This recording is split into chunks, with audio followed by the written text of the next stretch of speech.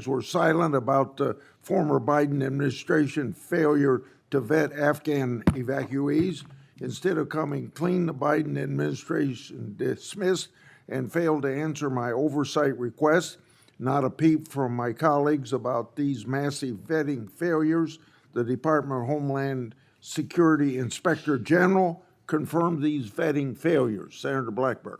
Thank you, Mr. Chairman, and AG Bondi, thank you for your time before us today. I have found this hearing to be so instructive because it has pointed out to me the lack of caring from my colleagues across the dais when it comes to how the DOJ under Biden was weaponized, how they used this for political attack on their political opponents, and the smugness from some of my colleagues across the dais.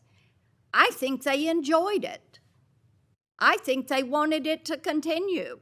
And I think that's why they oppose some of the reforms that you are making to actually get people out across the country and to get them working and to have people that are actually finding out what the FBI and the DOJ did.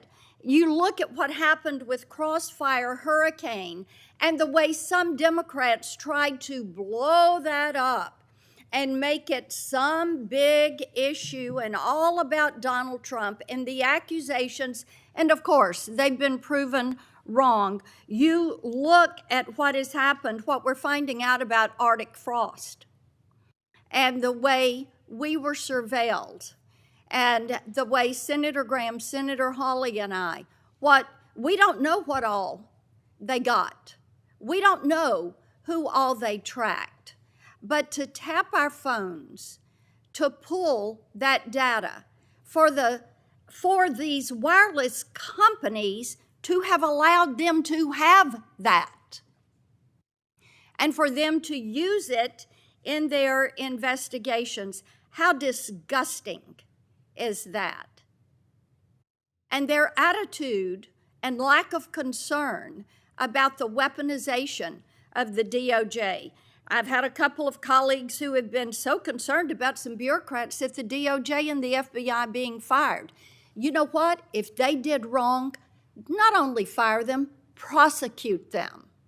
And my hope is that as we look at what happened with Arctic frost, that there will be a special counsel, that we will do our due diligence, and that those who did this wrong, this illegal activity, absolutely, they need to be prosecuted and they need to face the full extent of accountability within the law. I made a note of how resistant they are to reform. And in my opinion, what this shows is that they don't want one tier of justice. What they want is two tiers of justice. It was their play box. They could get in there and manipulate and use it to spy on us. So they saw this as something that furthered their political goal. So I am pleased that you are cleaning house. And those who have not served the American people well, fire them. They need to be gone. They need to be gone. Talk for a moment, just a moment, about what you're doing to end the weaponization.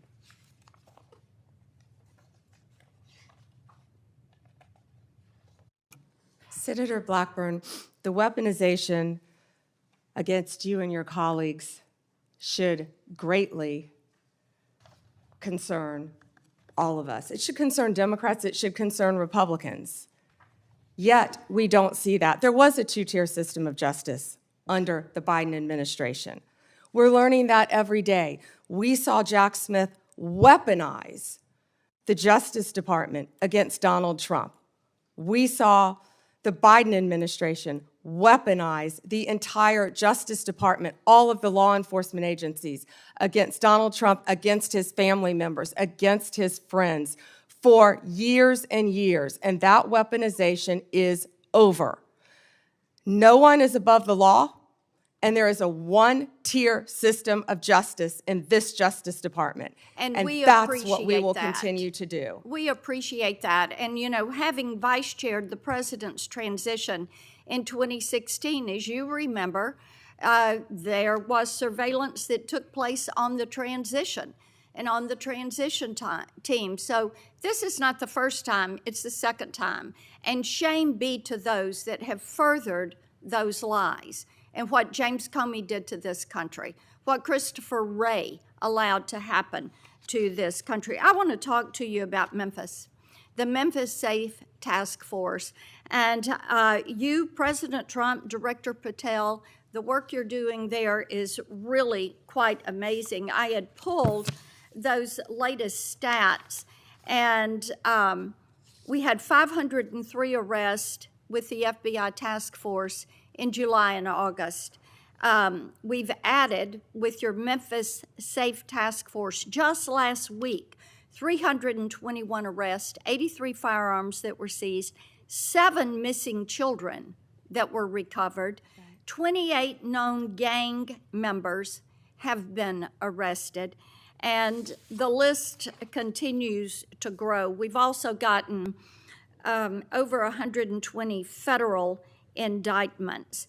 But this is really quite a success story, and I think that cities like Portland and Chicago are missing out by not having this coordinated, focused effort. And the fact that there are 13 federal and state agencies working together to make Memphis safe again. And we are very grateful about that. One of the things that we are working on is to end a cashless bail. We have a very liberal DA in Memphis that has campaigned on avoiding cash bail. And we had a good hearing on this last week.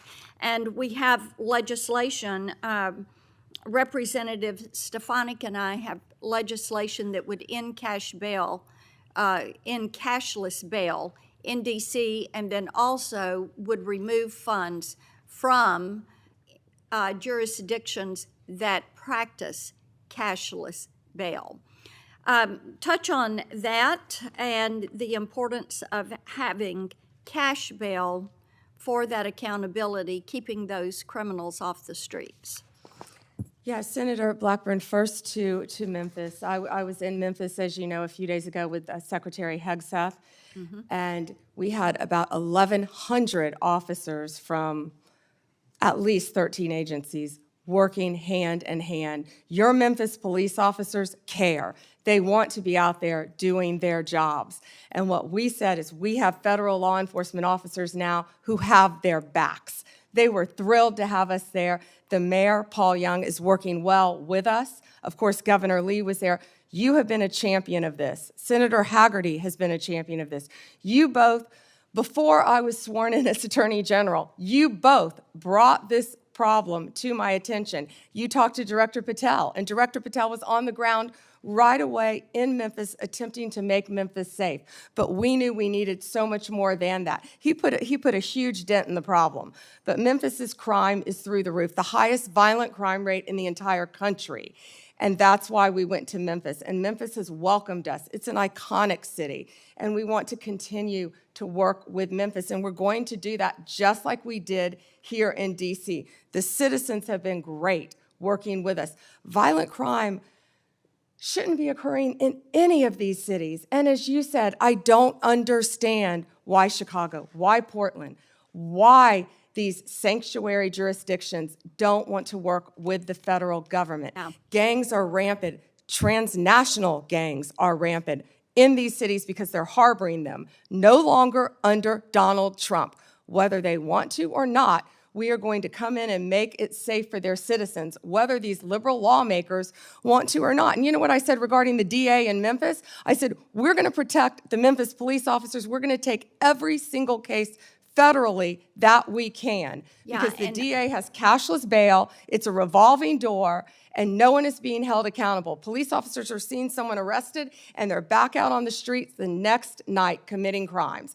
And Janine Pirro is working on that here in D.C. to change that as well. So thank you for your legislation. We appreciate that, and the Memphis mayor is doing great. We had a Shelby County official who was trying to dox some of these officers, and she's since taken this tweet down, but she's an elected official. And she goes, attention on Peabody between McLean and Cooper, 4 fed vehicles and a trooper, men in full gear and guns on street. Hashtag pay attention, folks. This is the kind of action that is not called for. I mean, the fact that an elected official would do this, this is why we have legislation that would make it a crime to dox any federal law enforcement official when they are doing their job. And these apps, and Apple and Google say that they've removed these apps, but I tell you what, these law enforcement officers need to be protected. We appreciate that you are doing that. Thank you for being here. Thank you, Senator.